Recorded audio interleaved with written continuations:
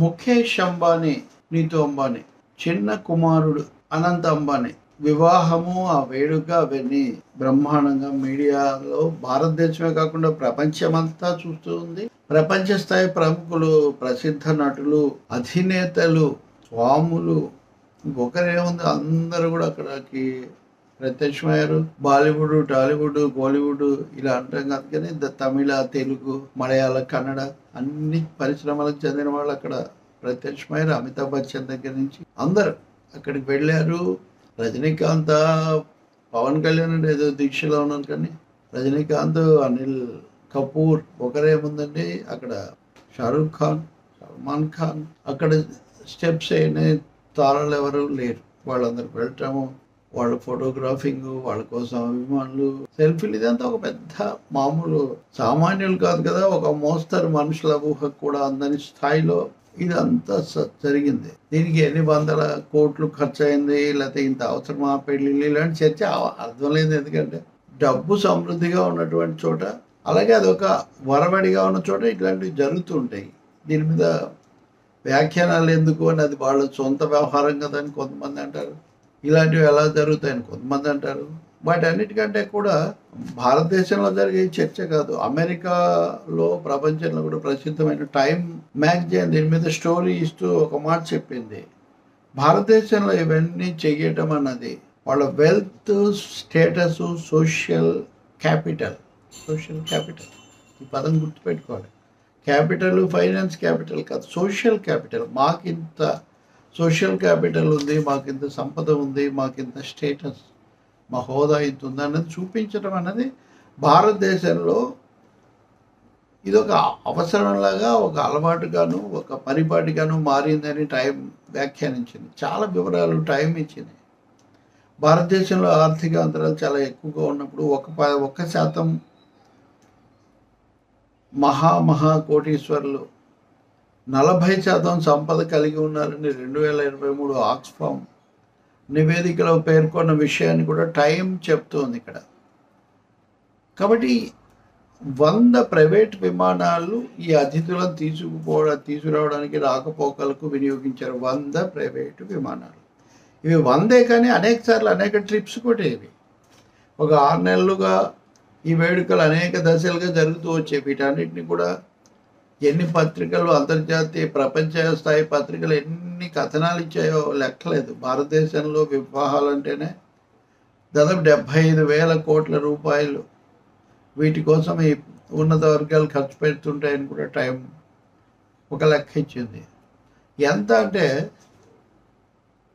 అనంత్ అంబానీ కొంతమంది సెలెక్టెడ్ గెస్ట్లకు ఇచ్చిన వాచ్ 2 కోట్ల రూపాయలు, ఇంకా చెప్పాలంటే 2,04,79,000 అయినట్టుగా దాని ఖరీదు, దాని పేరు, వీటన్నిటితో సహా ఆ వివరాలు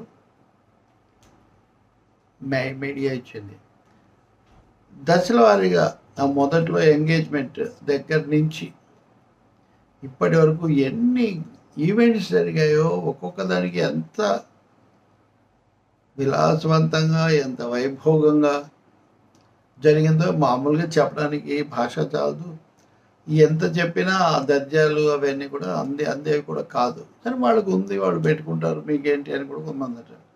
టైం లెక్క ప్రకారం కొన్ని మ్యాగజైన్స్ మింట్ రాసిన ప్రకారం 9 లక్షల కోట్లు వాళ్ళ నెట్ ఇన్కమ్, నికర ఆదాయం. ఇంక ఇది కాకుండా లాభాలు, ఆస్తుల నికర ఆదాయం 9 లక్షల కోట్లు అయినప్పుడు ఇది పెద్ద సమస్య ఉంది, వాళ్ళకు ఉంది, వాళ్ళు పెట్టుకుంటారు, మీకు ఎందుకు అని. కానీ దీని ద్వారా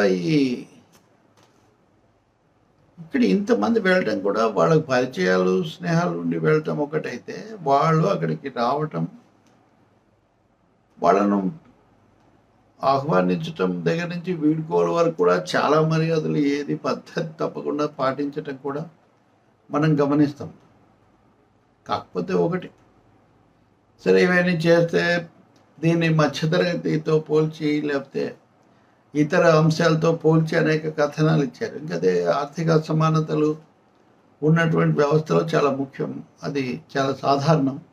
ఫైనాన్స్ క్యాపిటల్, అలాగే క్యాపిటల్తో మార్కెట్ను నడిపేటటువంటి మహా కుబేరుల పట్టు, ఆ పట్టు నిలబెట్టుకోవడానికి జరిగేటటువంటి తతంగాలు ఇవన్నీ కూడా చాలా సాధారణ మామూలు అయిపోయాయి వ్యవస్థలో. కానీ దానికి కూడా క్లైమ్ పరాకాష్ట తారాస్థాయి మనం ముఖేష్ అంబానీల ఈ పెళ్లిలో చూస్తాం. కానీ ఎంత చేస్తే ఏమేమి శ్రీశ్రీ ఎక్కడో ఉన్నట్టు అంతరంగం మాట్లాడుకున్న మటుకు అంతమందిమే మానవులమే అన్నట్టుగా చివరకు ఆ అప్పగింతల సమయంలో ముఖేష్ అంబానీ కూడా మామ కూడా కళ్ళనీళ్ళు పెట్టుకున్నాడు.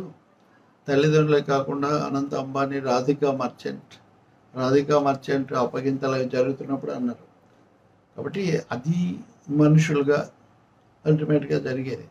కానీ అప్పటి వరకు జరిగిన ఈ తతంగం దీన్ని వర్ణించడానికి అలాగే ఈ అతిథులు కావచ్చు, అక్కడ నిర్వాహకులు కావచ్చు, వాళ్ళ స్పందనలు దశల వారీగా వ్యక్తుల వారీగా ఆ ఫోకస్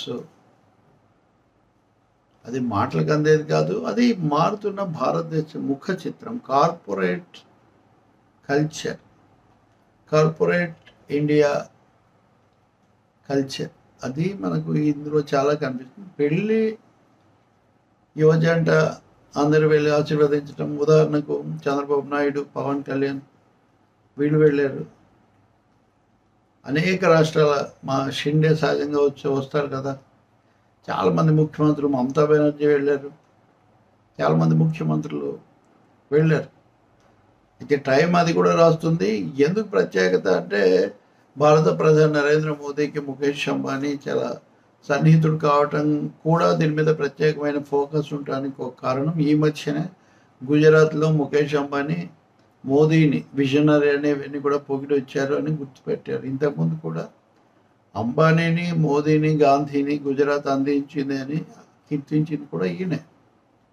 అనిల్ అంబానీ కూడా అంతకుముందు ప్రకటించాడు వైబ్రెంట్ గుజరాత్, ఇట్లాంటివన్నీ కూడా వీళ్ళే మొదలుపెట్టారు. సరే, మోదీ హయాంలో అదానీ ప్రాబల్యం ప్రాధాన్యత పెరిగిన మాట నిజమే. కానీ బట్ అంబానీస్కి ఎప్పుడు వాళ్ళకున్న స్థానం, వాళ్ళకున్న ప్రథమ స్థానం వాళ్ళకి అట్లా ఉంటూ వచ్చింది. అది ఈ పెళ్లిలో పూర్తిగా కనిపించటం అన్నది కుటుంబ పరంగా, మర్యాదల పరంగా మాత్రమే కాకుండా వాణిజ్యపరంగా కూడా వాళ్ళ స్థానానికి అది చాలా అవసరం అన్నది ఇక్కడ మనం గుర్తించాల్సిన విషయం.